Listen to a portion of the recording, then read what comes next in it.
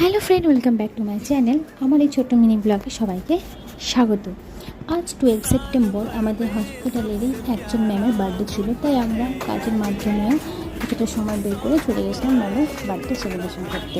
ছোট্ট সেলিব্রেশন করে কিছু কেক কেটে আমরা চলে এসেছিলাম আবার আমাদের ডিউটিতে। তো আমার এই ভিডিওটা তোমাদের কেমন লাগছে